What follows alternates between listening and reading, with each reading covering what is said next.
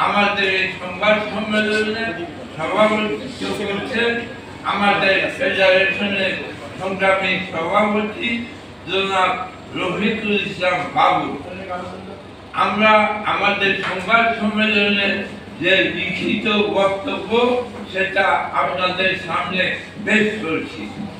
ঈদের আগে সারা দেশে ৬০ লক্ষাধিক দোকান কর্মচারী ঈদ বোনাস না প্রিয় সাংবাদিক বন্ধু, আমাদের সালাম এবং শুভেচ্ছা নেবেন।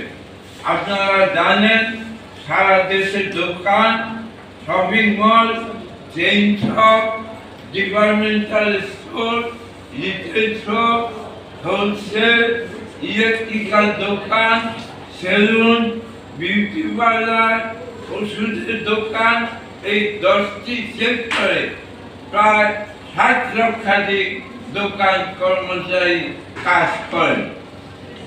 এই কর্মচারীরা একদিকে প্রতিনিয়ত দেশের মানুষকে সেবা দান করে আসছেন এবং মানুষের জীবনকে সহজ এমনকি আনন্দময় করে যাচ্ছেন, কিন্তু যে মানুষেরা দেশের জনগণের জন্য নিজেদের বিশ্রাম, বিনোদন, আরাম আয়েশ পরিত্যাগ করে শ্রম দিয়ে যাচ্ছেন, সেই মানুষগুলোই তাদের মৌলিক চাহিদা তো দূরের কথা, তাদের আইনসঙ্গত যে অধিকার সেই অধিকার থেকেও বঞ্চিত। যেমন আইনগতভাবে থাকলেও দেশের প্রায় সকল দোকান কর্মচারী কোনো নিয়োগপত্র নাই, কিন্তু এটা সরকারের আইন। কোন কারখানায় শ্রমিকরা কাজ করলে তার একটা নিয়োগপত্র থাকবে, কোন দোকানে কাজ করলে তার একটা নিয়োগপত্র থাকতে হবে। দুর্ভাগ্য হলো দোকান কর্মচারীদের কোনো নিয়োগপত্র নাই।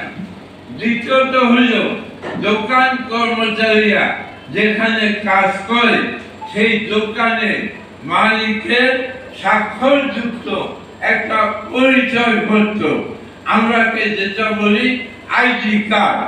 কাজ করতে হয় রাত্রি 9টা 10টা, ঈদের আগে রাত্রি 12টা 1টা 2টা পর্যন্ত কাজ করতে হয়।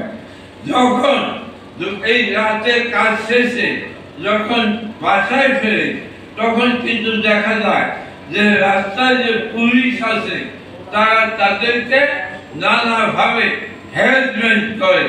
এত রাত্রে কোথা থেকে আসলা, তাদেরকে অনেক সময় ছিনতাইকারী অথবা অসামাজিক কাজে জড়িত ছিল এরকম অভিযোগ এনে তাদের কাছ থেকে অন্যায্যভাবে কিছু টাকা তাদের কাছে থেকে নিয়ে নেয়। কিন্তু যদি এই কর্মচারীদের পত্র নাই, আমাদের আইনের জন্য আইনের বিধান সপ্তাহে 1.5 দিন, আইন হল 1.5 দিন, কিন্তু দেখা যায় অধিকাংশ দোকানে কর্মচারীরা সপ্তাহে 1 দিনও ছুটি পায় না। সেখানে 10 ঘন্টা 12 ঘন্টা 14 ঘন্টা কাজ করতেছে, কিন্তু দেখা যাইতেছে এই যে 10 12 14 ঘন্টা কাজ করলো, বাড়তি কাজের জন্য এদেরকে ওভার টাইম দেয়া হয় না। আমাদের দেওয়ার কথা থাকলেও সেটা দেওয়া হয় না। প্রিয় সাংবাদিক বন্ধুগণ, আগামী 7 জুন পবিত্র ঈদ উপলক্ষে ঈদ বোনাস, এইটার এখন মালিকের দান না, এটা হচ্ছে আইনগত অধিকার। কিন্তু দেখা যায় যে অধিকাংশ ক্ষেত্রে দোকান কর্মচারীদের এই ঈদ বোনাস থেকে বঞ্চিত করা হয়। আগে 31শে মের মধ্যে আমরা দেশের 60 লক্ষ দোকান কর্মচারীদের ঈদ বোনাস পরিশোধ দেখতে চাই। এর মধ্যে এই ৬০ লক্ষ দোকান কর্মচারী ঈদ বোনাস দেয়া না হয়, তাহলে আমাদের পক্ষ থেকে পরিষ্কার বক্তব্য, সারা দেশে দোকানপাট এবং শপিং মল অচল হবে।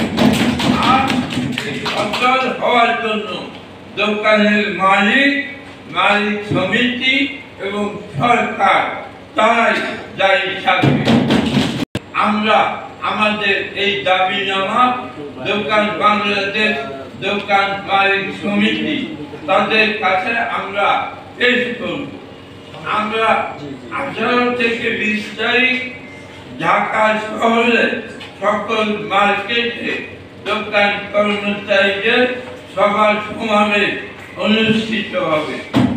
21 থেকে 25 তারিখ পর্যন্ত ঢাকার বাইরে অন্যান্য জেলা এবং উপজেলায় দোকান কর্মচারীদের সভা সমাবেশ এবং প্রত্যেকটা জেলায় দোকান মালিকদের কাছে স্মারকলিপি দেওয়া হবে।